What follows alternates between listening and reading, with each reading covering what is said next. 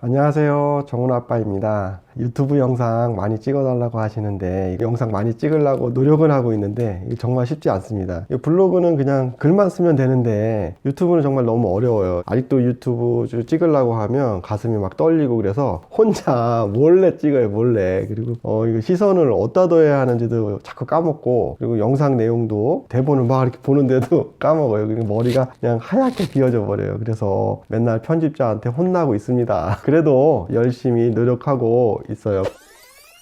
오늘은 약속한 대로 표준 설계계약서 작성 시 건축주님들이 주의하시고 유의해야 할 사항에 대해서 알려드리겠습니다.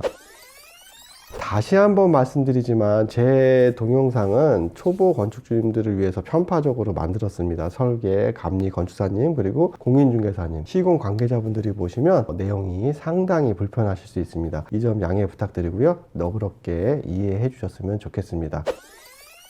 계약은 갑과 을이 명확하게 나눠져 있습니다. 건축주님이 갑이고 건축사님이 을입니다. 이 점을 명심하시고 계약서를 작성하셔야 됩니다. 그러니까 모든 계약서가 다 그렇겠죠? 건축주님은 갑이고 나머지 상대편이 을입니다. 2019년 12월 31일 국토교통부에서 건축물의 설계 표준계약서를 수정 보완해서 개정 고시했는데요. 가장 최근 표준계약서를 가지고 계약서 작성 시 유의사항과 주의사항을 알려드리도록 하겠습니다.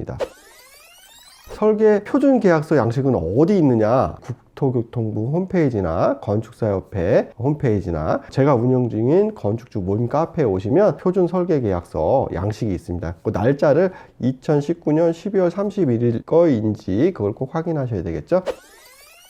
어떤 계약이든 계약서를 작성하려면 계약서를 을이 준비합니다. 여기서부터 문제가 발생되는 것입니다. 이게 을이 계약서를 작성을 할 때 갑이 유리하게 작성을 할까요? 을이 유리하게 작성을 할까요? 정답은 을이죠. 계약서를 준비하는 쪽에서 유리하게 만드는 것입니다. 자기 발목 잡으려고 자기가 계약서 쓰면서 자기가 불리하게 만드는 사람은 없겠죠. 그래서 국토교통부에서 표준계약서를 만든 건데요. 국토부에서 만든 표준계약서를 봐도 내용을 면밀히 살펴보면 건축사님들이 유리하게 작성이 돼 있어요. 그래도 어느 정도 건축주를 보호하려고 노력은 했다고 보는데요. 아직도 일부 건축사님들은 본인들이 만든 간이 설계 계약서 한번 2장짜리 이런 걸로 설계 계약을 진행하십니다. 계약 조건은 말할 것도 없이 부실하고 편파적으로 작성되어 있는 경우가 많이 있습니다. 문제가 발생이 되면 건축주는 이길 수가 없는 구조죠. 그래서 웬만하면 원만하게 싸우지 말고 해결하시는 게 바람직합니다. 건축 허가 접수 시에 설계 표준 계약서 사본이 제출이 되는데요. 계약은 건축사님이 만든 간이 계약서를 하고 허가 접수 시에는 설계비를 줄여가지고 표준 계약서를 작성하고 막도장을 파서 도장을 찍고 신고 허가 때 접수를 합니다. 건축주는 이런 사실들을 모르는 경우가 많습니다. 그래서 건축주님이 설계 계약하실 때는 필히 국토교통부 건축물의 설계 표준 계약서로 하셔야 합니다.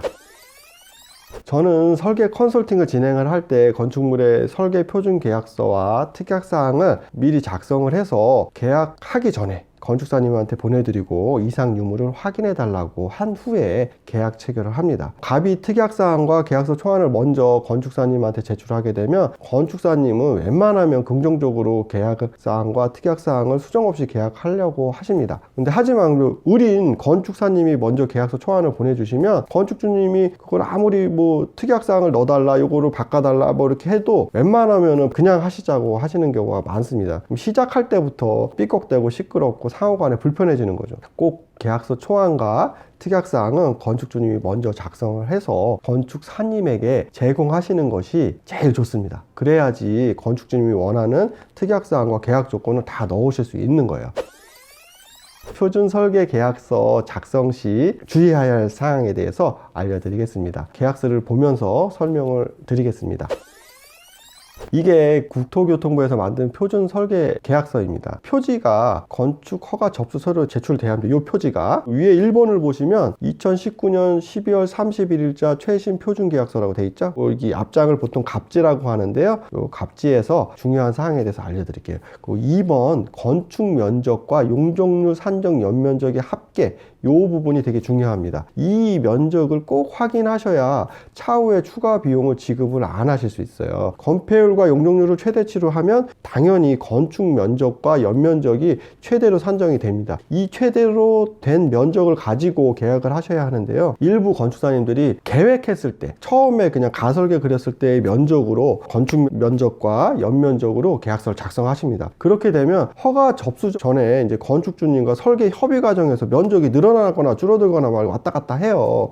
그런 경우가 있는데 뭐 줄어드는 거는 뭐 안 돌려주시는데 늘어나게 되면 추가 설계비를 요청하시는 건축사님들이 계십니다. 좀 많이 당황스럽죠. 저도 두세 번 정도 이런 당황스러운 경우를 겪었는데요. 그래서 제가 이렇게 용적률하고 건폐율 요걸 최대치로 해서 계약 면적을 작성을 해야지 뭐 나중에 분쟁을 피하고 위험을 피하고 그리고 추가 비용을 피하는 방법이 되는 거예요.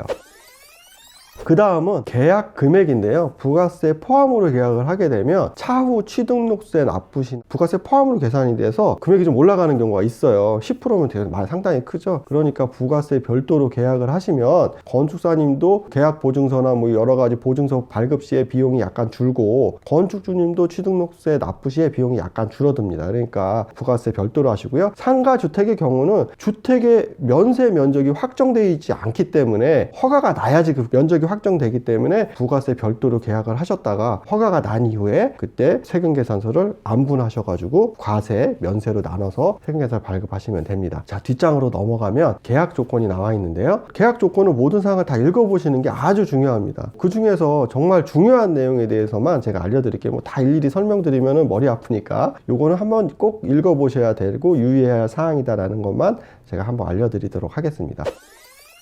계약 면적 및 계약 기관이 나와 있는데요. 계약서의 첫 장의 계약 면적과 동일 면적을 기재하셔야 됩니다. 간혹 이 부분이 다른 경우가 있어요. 이 부분이 분쟁의 씨앗이 될 수 있으니까 꼭 확인해서 갑지에 있는 면적과 두 번째 장에 있는 면적이 같은지를 확인해 주셔야 합니다. 그리고 아주 중요한 대가 기간입니다. 이 부분 때문에 정말 분쟁과 다툼이 많이 발생이 되는데요. 보통 건축사님들은 계약일로부터 건축 허가 승인 때까지만 작성을 하십니다. 보통 3, 4개월 정도로 계약을 하시죠. 이것을 근거로 해서 건축 허가 이후의 업무는 비용을 추가로 요청하거나 허가 이후의 그 업무에 대해서는 상당히 비협조적으로 나오시는 분들이 아주 많습니다. 물론 좋은 건축사님들은 알아서 준공 때까지 계약을 해주시는데 그렇지 않은 건축사님들이 많으세요. 그래서 불필요한 분쟁이나 다툼을 피하시려면 건축주님이 설계 계약 시에는 꼭 대가의 기간은 계약일로부터 공사 준공까지 하여야 합니다. 계약서에 글씨로라도 허가 기간과 공사 기간을 포함하여 착공 및 사용 승인까지 인허가 관리를 하기로 한다라는 것을 꼭 명기해 주면 아주 좋습니다. 그리고 공사 기간을 약간 여유 있게 작성하시면 좋겠죠. 그러니까 공사 기간의 예측의 방법은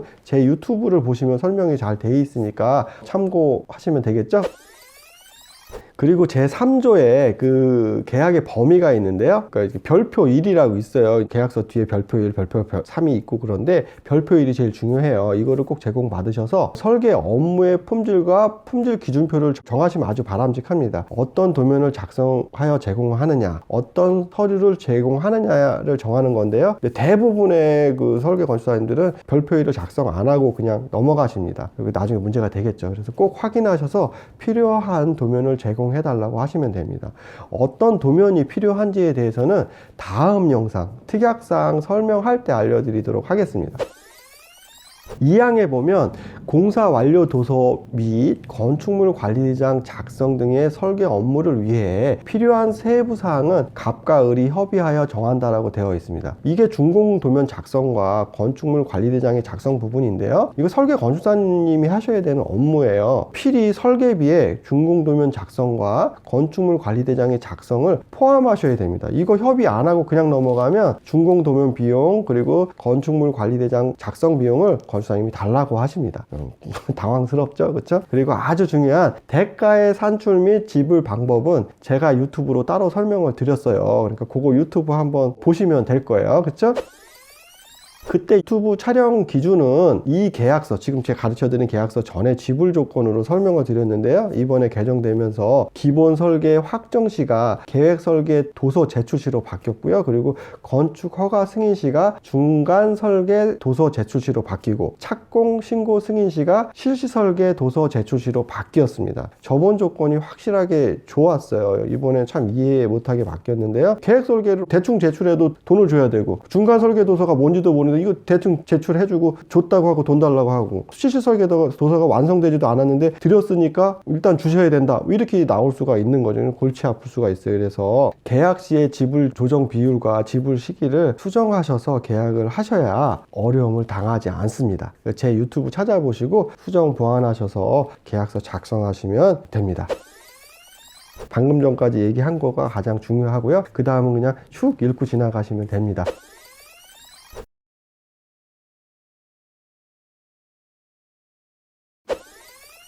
제 생각에는 표준 설계 계약서가 건축사님에게 약간은 편파적인 것 같고, 건축주님에게는 약점이 많아서 제가 이를 보완해서 건축주님 입장에서 편파적으로 영상을 찍은 것이니까 너무 뭐라고 하지 말아 주셨으면 좋겠습니다. 제가 의외로 상당히 내성적이고 상당히 수줍고 상당히 마음이 여리고 약합니다. 아픔을 겪지 않도록 협조해 주셨으면 감사하겠습니다.